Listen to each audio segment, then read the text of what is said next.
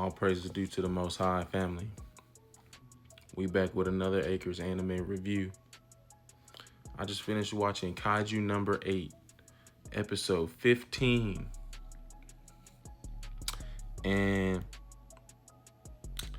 we had Kaiju number 9, right? Thus far into the story, the main antagonist. We had Kaiju number 9. Basically, like, he was orchestrating this whole Kaiju swarm this go around, right? Like, we had the ants come up, and he basically split up Kafka from the captain of Division 1, right?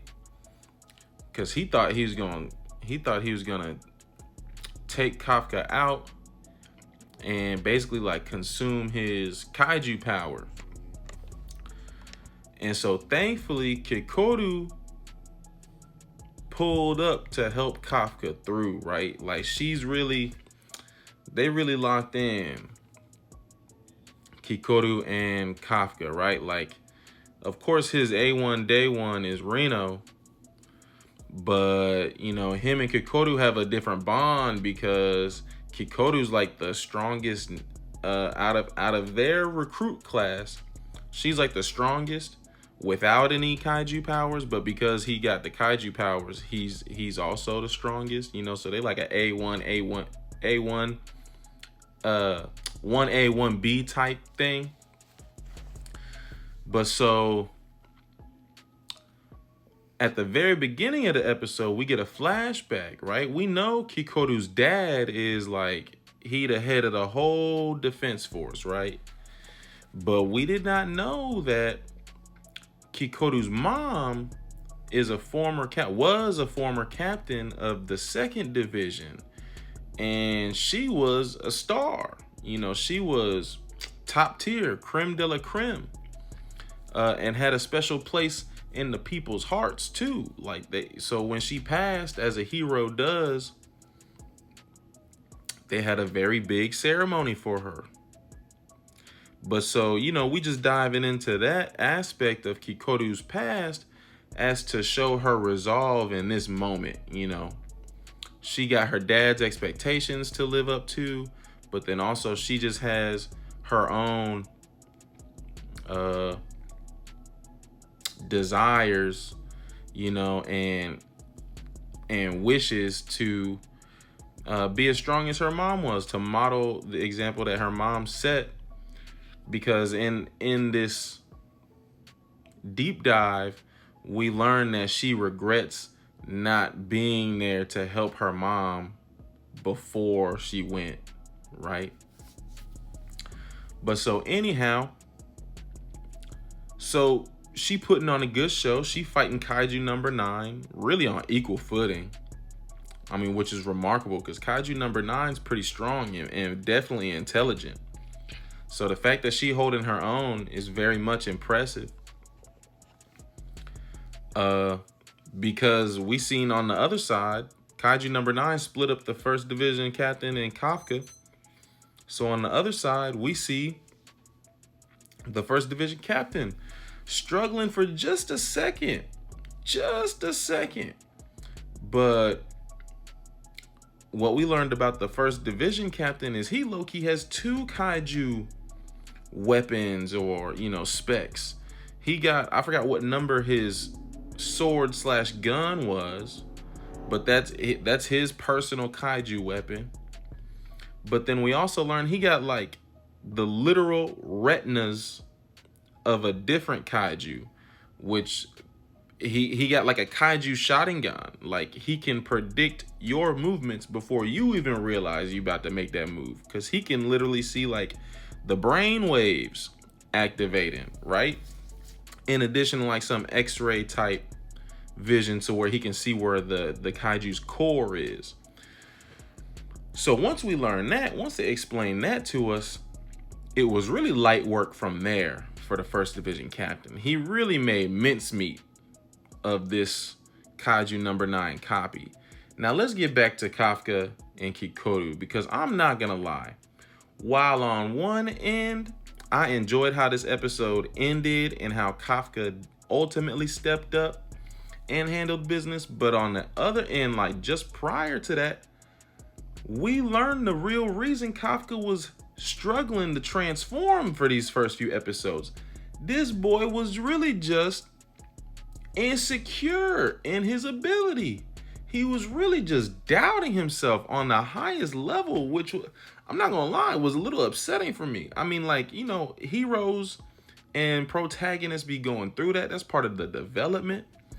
But he was really holding on to the time where he fought Kikoru's dad or trained with Kikoru's dad, and he low-key lost control of his ability.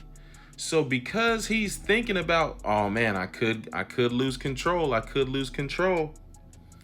and he really messed up Kikoru's dad in that instant.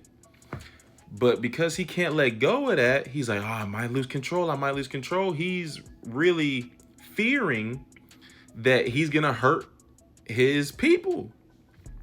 And when Kikoru realized that that's what he was struggling with, she's like, bro, you looking down on us? Like, bro, like, have some confidence in yourself. Have some confidence in us, for real. Because, like, we signed up to fight Kaiju. What makes you think just because you a Kaiju now that you all of a sudden, like, we're defenseless against you? Like, we fight Kaiju every day, B. You know, so on one hand, it was kind of disappointing that Kafka was struggling with that. Especially because, like, bro, we need your powers right now. Like, Kikoru's really trying to buy you some time, right? But that's anime, right? That's character development. So Kafka went through it. He realized that he needs to be confident in his people, and he pushed through the self-doubt, and he pulled off the transformation finally. Now, here's where we get to the part where it's like, bruh, like Kaiju number 8 is top tier anime, in my opinion. If you asking me, ain't nobody asked me, but I'm just talking to the screen right now. This is where Kaiju, so that's where I was like upset with Kafka. Now here's the part where I'm happy with Kafka, because he really handled business. And I don't know if it's just who else is watching season 3 of Fire Force. I caught up on Fire Force. I caught up on season 3 of Fire Force. Did Kafka right now, in transforming into his Kaiju form and in handling Kaiju number 9, did he not remind you of Shinra with his little feet jets? That's what I thought of. But so he transformed.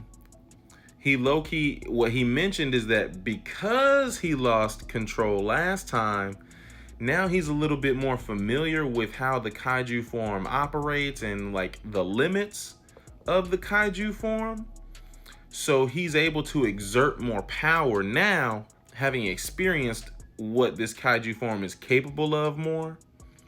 So this boy was moving and grooving, started flying, like moving very fast, very nimbly. And he made light work of Kaiju number 9. Now, is this the end of the conflict? I don't know. That's how the episode ended, though. But he flew up into the sky and came down with a Superman punch and just eradicated Kaiju number 9 and the ant that he was standing on. And then before that, what I did like is that he moved with confidence and not telegraphing his plan, because while Kaiju number 9 was talking, Kafka just boom, he went in and grabbed mistakenly the ant's core instead of Kaiju number 9's core. But he was not talking. He was on straight timing, straight business. We handling that. So I'm glad Kafka figured it out. The struggles was I don't want to see that again, Kafka. I don't want to see that again, because you had Kikoru out there struggling. You had her dad back there, and low-key everybody else doubting you, bro. Like, squash that. But so let's see what happens with Kaiju number 9. It seemed like he dispatched, but you never know with him. He's a sneaky one. Peace and love.